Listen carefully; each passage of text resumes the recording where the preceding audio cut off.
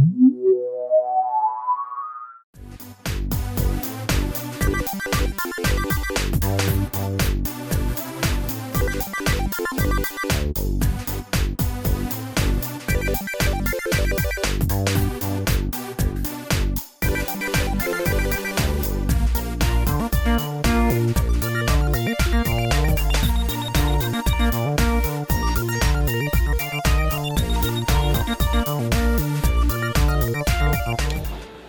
guys, welcome to an all-new episode of Duvall's Collection Expansion Extravaganza right here on ToyWorldOrder.com.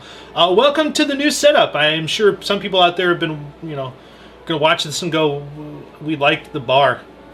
Well, we didn't. I didn't. I was smushed. This environment here is, it's much easier to light, it's much easier to control, and we're not cramped. And we've got fancy schmancy. Yeah, we've got fancy seats that we can sit in now, so we're not... It feels like a real show. I know, it's ridiculous. Well, this is the, I want to say I would call it a relaunch, but it's just a new area to film, really. It's just a different part of the basement where we have more room. So, and we get to look at different things behind us than what we usually have. I know you guys have been staring at Brave Star and piles of junk for like 2 years. So, it's time for a change. Of course, thanks to our good friend Dave Draper, who allowed us to keep this nice little portable table at our house. We're able to do this show and a number of other shows. You probably saw the Bored Christmas episode use this same format. The upcoming Duvall's Vintage Toy Box uses this same setup. So it's pretty much the setup to go from now on, because it's much easier. Much easier for me to bring the lights out and set them up and actually light us correctly than having lights crammed everywhere and a light hanging from the ceiling. And it got out of control, people. Out of control. Yeah. Toys were being stepped on. It was just bad. So yeah, it was pretty rough. But we are back with a brand new episode. We've got lots of good stuff. We do have lots of good stuff. Let's start off with this wonderful stuffed animal. What do you say? This is a Fisher-Price item that was brought out in 1980? 81. And this was the Fisher-Price Kermit the Frog. This was the dress-up Muppet doll. This came, this was way earlier in 2013 that I got this, and we've had this for a while. We've kind of been holding on to it for a while. Unfortunately, he kept getting skipped over in episodes to film stuff, and we go, oh, we'll get him next time, and we just kept forgetting.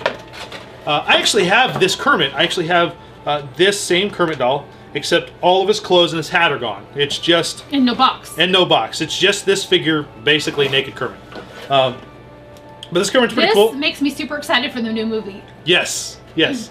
Kermit the Frog. Of course, he has Kermit had a posable mouth, so you could open and close his mouth, kind of. He's got a wire in there. And he's dressed up in his reporter outfit from Sesame Street. This is what he looked like on Sesame Street for the longest time, and he dressed up like this on The Muppet Show. This is pretty cool, though, because they had a number of different outfits for Kermit. They had, if you look on the back, they had Kermit's sleepwear, which is kind of cute. It's adorable. Which is kind of cute. So they had Kermit's sleepwear. That's kind of neat. There's a piggy that goes along with this doll. We've seen her on eBay. We have seen her places, but we've not purchased her yet. No, we've not purchased her yet. And there's a Gonzo that goes with this same style. There was a Piggy, a Gonzo, and a Kermit. The Gonzo was the last one to come out. He's kind of the harder one to find, but we've seen Piggy quite a bit. And we've actually seen this Kermit in a box several times since I purchased this. So this Kermit is really neat, though. It just was one of those cute little Fisher-Price items that came out in the early 80s for the Muppet Show, when the Muppet Show was still in the air, during the heyday of the Muppets. And he's pretty adorable. He's a pretty accurate representation. They're kind of in their heyday now again. They are kind of. They're back in a big bad way. Or getting there pretty quickly. Lots of girls. Although the Muppets and Lady Gaga Thanksgiving special, not that great. More Muppets, less Gaga. Thank you. Not that I have nothing against Lady Gaga. I kind of enjoy her music. But when you advertise a Muppet special, I expect a poop load of Muppets. Not every commercial break. And some songs. I may be a little bitter, folks. Maybe a tiny. This is awesome, though. If you see one of these out in the wild, I'd get him. He's really hard to find clothed. I think I've seen very few of them loose that are still fully clothed. And these days, I like to buy stuff that's pretty much packaged still. Now, what is under this? He's got like a little dicky. Oh, like Howard on The Big Bang Theory. So he's got a little dicky that's removable. It's just got Velcro back there. Okay, cute. Yeah, and the hat, I believe, is also Velcroed on. Yep, the hat has Velcro on it too. Does it? It's the hat just hat pops off and can go on. So pretty cute though. A really nice representation of Kermit the Frog. Hi ho, Kermit the Frog here. That's my Jim Henson impression, ladies and gentlemen. Since Jim and Kermit were one of the same. Not great. I'll be honest. I think you do pretty good. Hold on a second. Oh, plastic. Yeah, the plastic front of this is not. There you go. There we go. Get that back in there. Sad thing is this box has seen. We'll fix it later. Yeah, the box has seen some better days, but a very, very cool collectible that I got really lucky to find on a Facebook group. Somebody had one. They're like, I want to sell it. I thought you traded it. Yeah, stuff for it. Yeah, I did. I traded it. They're like, I want to get rid of this, and I'm like, I will take it. What do you want for it? So, this next thing we found is actually something we found. It might have been the Spoon River Drive this year. Yes, I think it was. We went on the Spoon River Drive and looking for stuff like we always do because we didn't go on the 127 this year, which is the nation's longest garage sale. So we went on the next best thing, which is the Spoon River Drive, which is closest to us. And we found something at one of the first places we stopped. We found a whole bunch of these awesome vintage Strawberry Shortcake dolls. And they were awesome to me because they were $2 a piece. Yeah, they were stupid cheap. And it looks like they have everything. Are a couple of them missing stuff? Yeah, a couple are missing. I was able to find a little lot of clothes on eBay, so I was able to get hats for everybody that I could. A couple of them are missing shoes. Like Orange Blossom here doesn't have her hat. Yeah, they don't. Vintage girls' toys from the '80s. They don't stand very well. Like she's missing her shoes. She's got her $2 tag on her. Yeah. Still. Some of the little babies here. Of course, we had to buy them all. $2 though. Yeah, I haven't had a chance to clean them up. They still smell. Do they? Let me Some of them. That one still smells. Yeah. Yeah. She's cute. I know they're pretty adorable. I love Strawberry Shortcake dolls. Surprise, surprise to anyone who knows me or who doesn't know me. Surprise, surprise.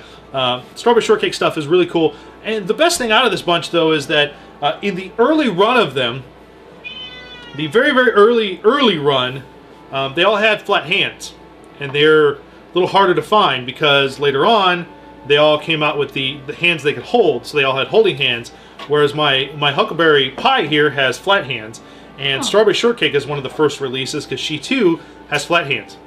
Look at you being all smart and stuff. I know, and this is actually so several of them have the holding hands, but you do have some with the flat. Yes, and this is actually the second complete flat-handed Strawberry Shortcake I own now. Okay, so that's how you can know if they're. That's how you can tell if they're the early releases or not because they had the flat. Okay, so then the ones that aren't flat hands, how long after these ones did these come out? Probably some of these were like second or third series. Somewhere along the lines, they stopped doing flat hands and just went to the holding hands. So they re-released everybody with holding hands. And the first series all have flat hands. There's a flat hand and a holding hands for the entire first series. Gotcha. So yeah. And they did this so that they could probably have like accessories to buy with. Yes, stuff. yes, because they had accessories and stuff. And originally they could really, they didn't come with much. They came with a comb and a pet. Right. Didn't find any of the pets, but like I said, with the eBay lot, I was able to find like Huckleberry Pie's hat, which. Just big rubber hat that fits on his head. The hat for Strawberry, which she was missing her hat. The shoes that are here were here, but they were mismatched, and I was able to match them up thanks to the internet, of course. But yeah, a number of them, like a couple of the babies are missing socks. They had little socks that went on there, and she's missing her shoes. That's all right though. Yeah. Not a bad deal still for $2 a piece. No, I'm sure people are like, he's smelling the dolls still. Just checking if they smell, people. Strawberry Shortcake's a fun thing. There's one thing out of Strawberry Shortcake that I've seen several times, and Carrie will know what I'm talking about as I get into this, but there's one giant playset for Strawberry Shortcake that I've seen that I've had the chance to purchase now twice, and both times I was like, and it just slipped out through my fingers, and it's the big Strawberry Very Very Home. It's this huge Strawberry Shortcake dollhouse, basically, and they sold it furnished and unfurnished, and I've seen it now completely furnished twice for under $100, and I haven't bought it. But then again, there's nowhere to put it, but yeah, it's be something very, very cool to have because it's stupid huge. Stupid huge. Big place. But these were a fun find, and again, $2 a piece. We looked at each other and I just scooped them all up. Carrie's like, "You buying all those?" And I was like, Yeah. Yes, I am. For $2 a piece? Yep, I am. Well, and the thing was, this year I was spending my own money, so. Well, I didn't care what he bought. That's right, I buy what I want. Buy what I want, woman! So, there you go, guys. Some cute little strawberry shortcake dolls. A couple of them, like I said, still missing their hats, but eventually we'll find hats for them. I'm sure I'll be at a Kane County sometime in the dollhouse and find a big old lot of strawberry shortcake hats and be like, $1? Take them. That's how it usually happens. This was kind of cool. This was actually from a Toy Man. It's still got the sticker on it, which I'll peel off here. And I paid a whole whopping $10 for it. I haven't seen one of these in a long, long time.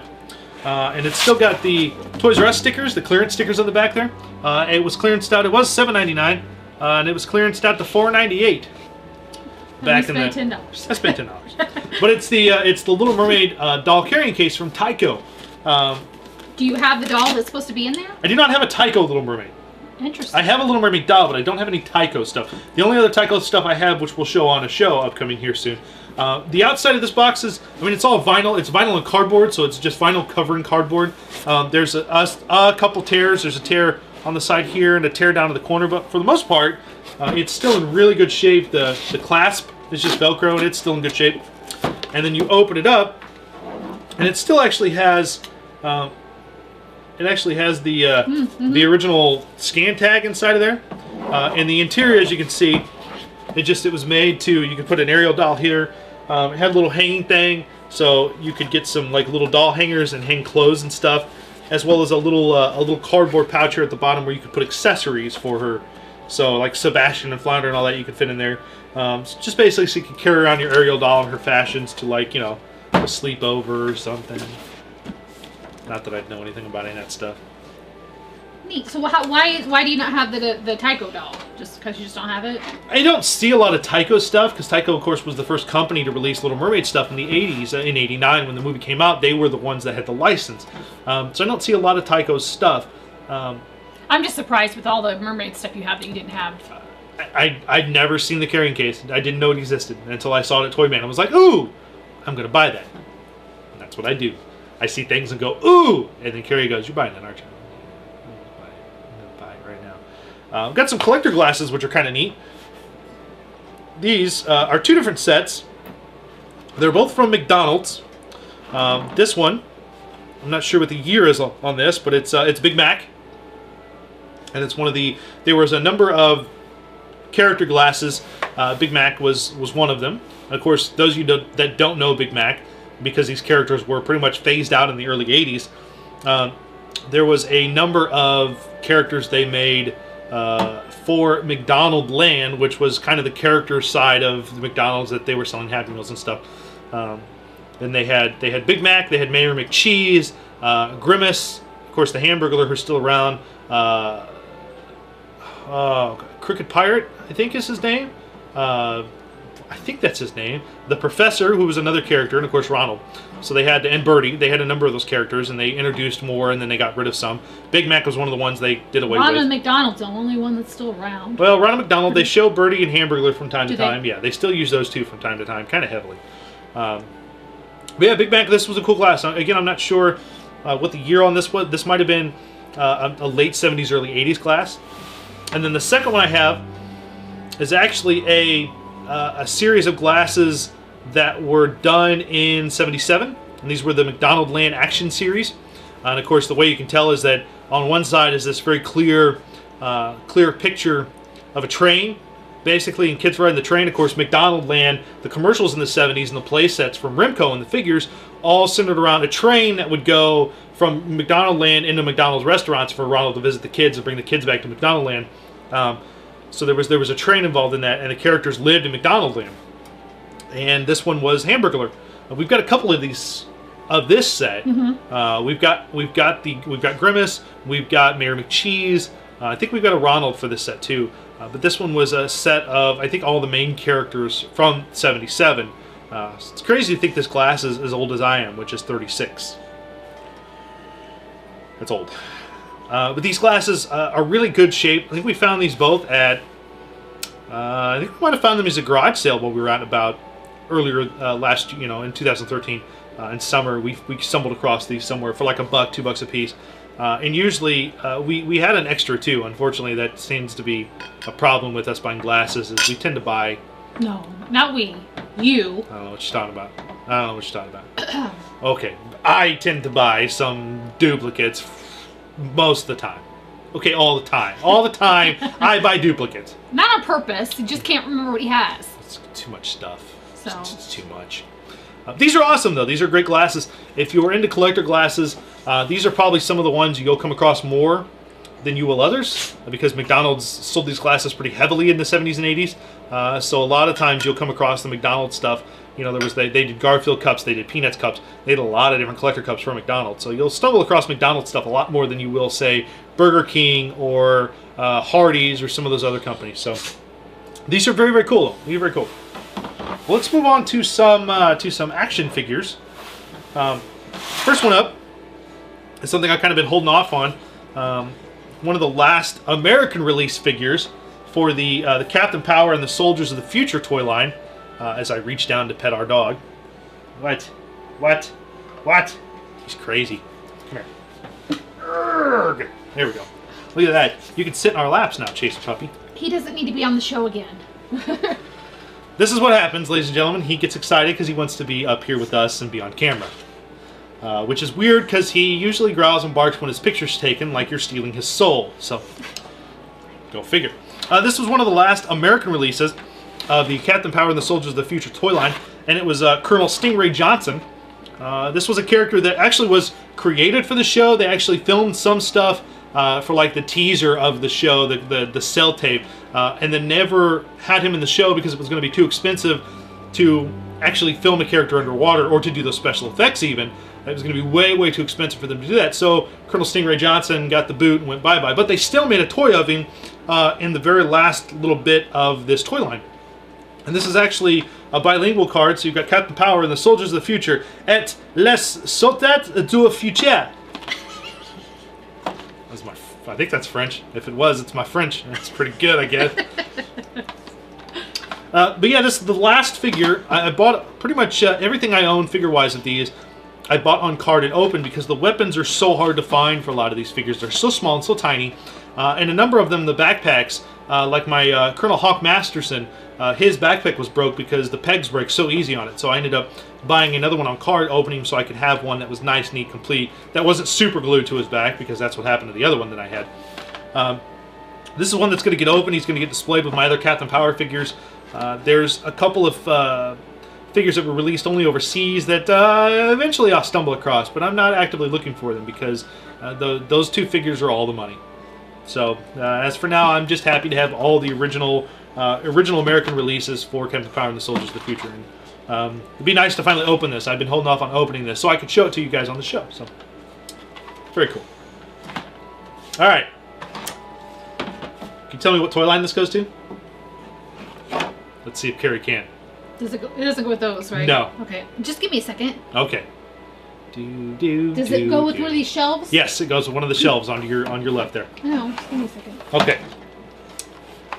I'll tell you what this is called before I tell Carrie what the line is from. This is actually the Starhawk.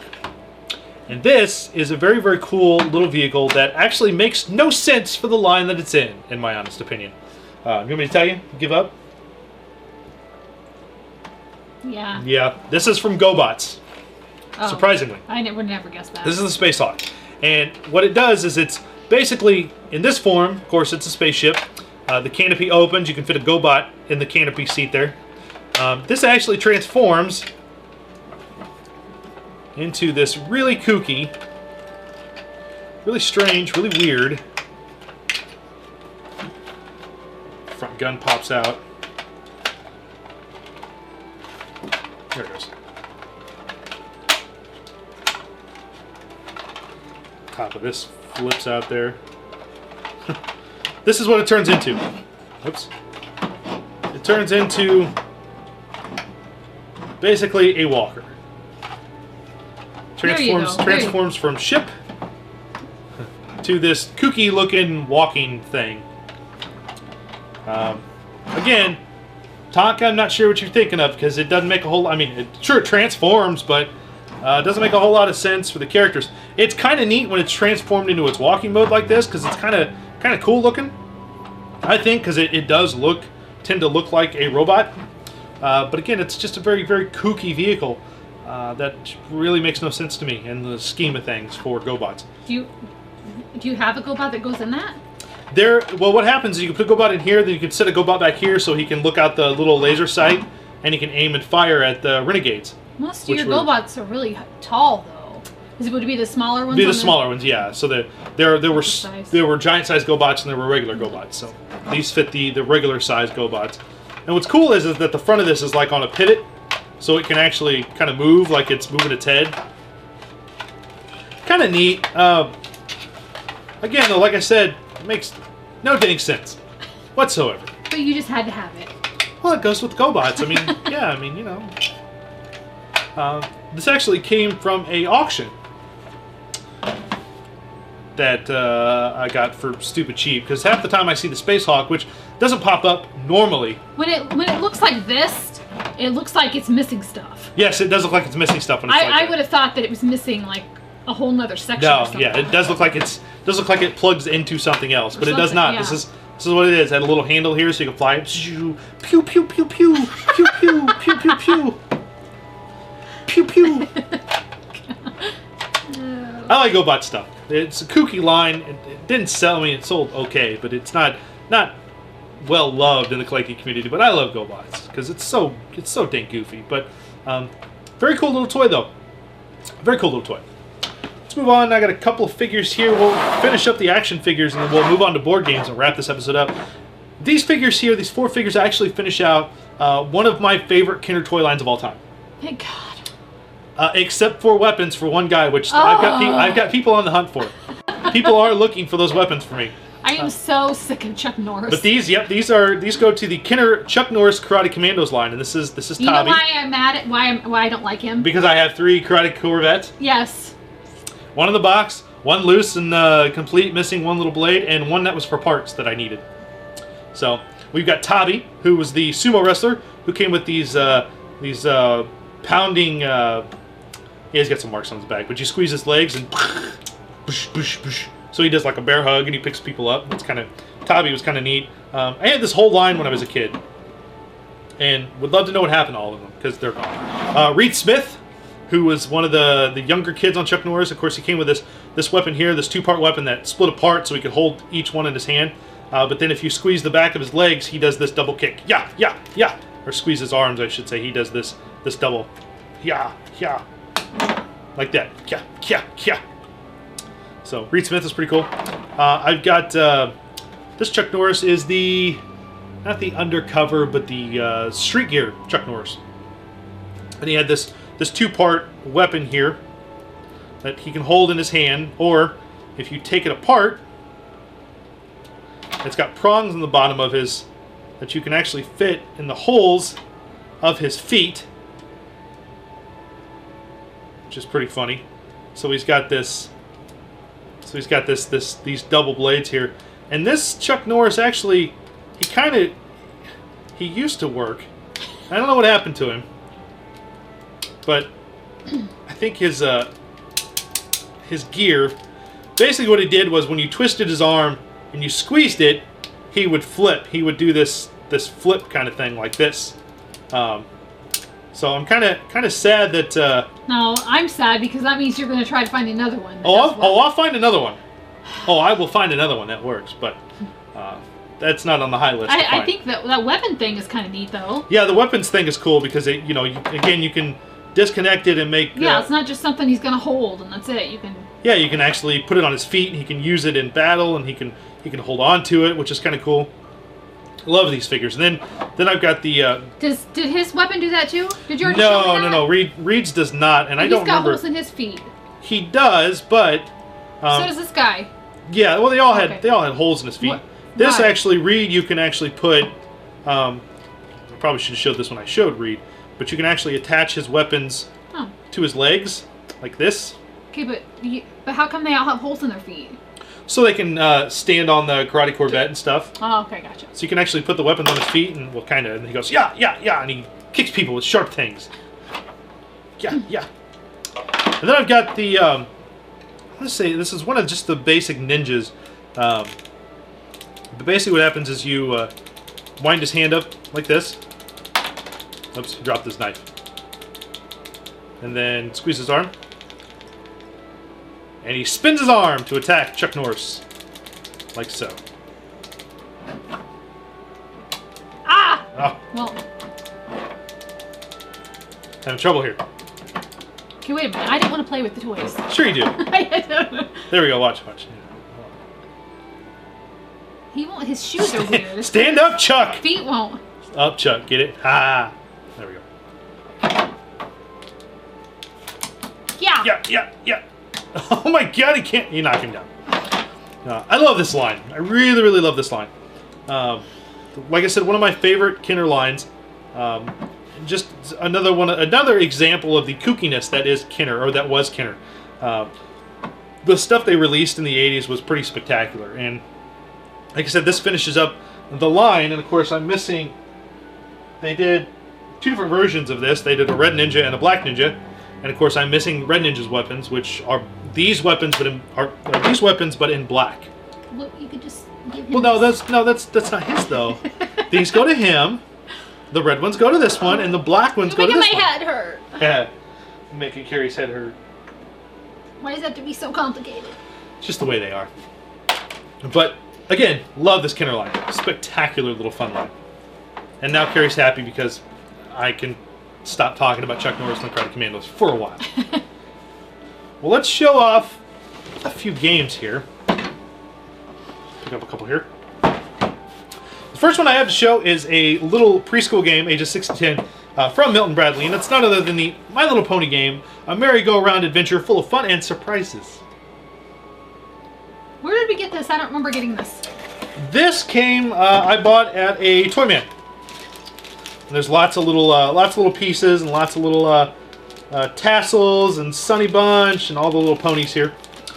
And the board for this is pretty cute because the board is actually, I haven't read the directions on this, so I'm not sure. But 1988. Yep. That's what I was trying to see. Was the year? Was what you were trying to see? Yep. The board for this actually has a little merry-go-round. That basically you put your figures in the merry-go-round and then they go around and around and around and around and around until they can get off on another one of the spots. So the merry-go-round actually comes into play for your playing pieces. So very cute board though. There are lots of great art from the original G1 My Little Pony stuff, which is awesome. This will be a game that eventually will end up on board, for those of you wondering. We'll end up on a season of board. That one will be a fun show to You and film. Pixel Dan playing My Little Pony. That's right. Let's see. The 2-player object, well, there's a 3 or 4-player object. Be first to reach exit space with at least 5 gold ring tokens. And the 2-player object is be the first to reach the exit space with at least 6 gold ring tokens. So, very cute little game. Just a very fun little... there was a lot of these back in the day that were done kind of like puzzles where you had to kind of like cut the bottom of them because they were sealed. So there were a lot of these games like this that were done in this fashion. Yeah, that's done in this fashion. So very, very cool little game. Okay. I think our dog is done. Is he done? Uh-huh. All right. He's won't sit moving still, around huh? too much, so Get down there, Tubby Butt. There you go. thanks for coming. Thanks for stopping by. Well, the problem with filming here, ladies and gentlemen, is the floor is slick and the seats move. So when you scoot back, they go. Shoo. This next one up is another Milton Bradley game, The Incredible Hulk. This one was from, I know it's early, 78. Wow. This game's 35 years old. 1978 from Milton Bradley. The basic gameplay of this is Dr. Banner has turned into the Incredible Hulk and is running wild in the city. Choose your favorite Fantastic Four character and move about the board trying to collect 4 different Dr. Banner cards. But watch out for the Hulk. If you collect all 4 parts of Dr. Banner's face, you win the game and the Hulk changes back into Dr. Banner. So when you play and you have to choose your favorite Fantastic Four character, who would it be? Well, you've got the Invisible Woman, you've got Mr. Fantastic, the Human Torch, and Thing. So Who would you pick? I'd probably pick the Thing. I like the Thing. But the board's really cool, though. It's got some great classic Marvel Comics artwork on there. Very, very simplistic setup board. Lots of different draw spaces for all the different cards, for the different Dr. Banners, different starting spaces for all the characters. And then you've got some great stuff here. There's basically the Hulk arm here is for your spinner, because I think the spinner, there's an extra Hulk arm, but the spinner is actually neat. Hulk with Hulk's arm, and you spin Hulk's arm around. That's how the spinner works, ladies and gentlemen. Yeah, it's pretty kind of. I mean, it doesn't spin well. Well, it would if you had it flat on the ground like it's supposed to be. There you go. Yeah, so kind of neat. Of course, it's hidden. It says spinner hidden under platform. But cards, lots of great playing pieces. The playing pieces are all basically these. There's a Hulk playing piece, and then of course there's Mr. Fantastic, and there's Invisible Woman, and there's the Human Torch. There's a thing in here. So there he is. Thing. Oops. I'm dropping stuff. Incredible Hulk. Got an extra Hulk arm in case my other Hulk arm breaks. You know, in case your arm breaks, you get an extra one. Another game, another very classic game that we've already got ideas for board that we're doing with this. So Carrie should know what it is, because I've been torturing her with it. Dave and I have been for the last few days now. So some great ideas for this game eventually on the show on board. So very, very cool. And then this last board game is one based, is the game Jumanji, and another Milton Bradley game. Lots of Milton Bradley games on this show. Of course, Jumanji, which is kind of cool, which was based on the movie of the same name. Never seen it. Never seen Jumanji? The movie the same. Was it Robin Williams in that? Robin Williams. Yeah, I know what it is, but I've never seen it. We bought this at a church sale for I think $1. Yeah, it's on the front. Yep, for $1. And I went through it and made sure everything was there, but it's kind of cool because it's the game that pursues you. I can't talk. Stalking lions, charging rhinos, lunging, snapping crocodiles, and more. In the wide world of Jumanji, they're only a dice away. Choose your pawn and set out on a deadly journey. Decode rhyming card messages that could spell disaster. Roll 8-sided dice together to rescue a fellow player in danger. Fail to escape, and the jungle could swallow you whole.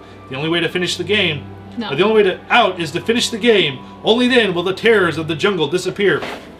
And what's neat about this game is it has this really cool little card decoder, and on the, of course, this is anyone that was around in the 80s and 90s remember this kind of thing.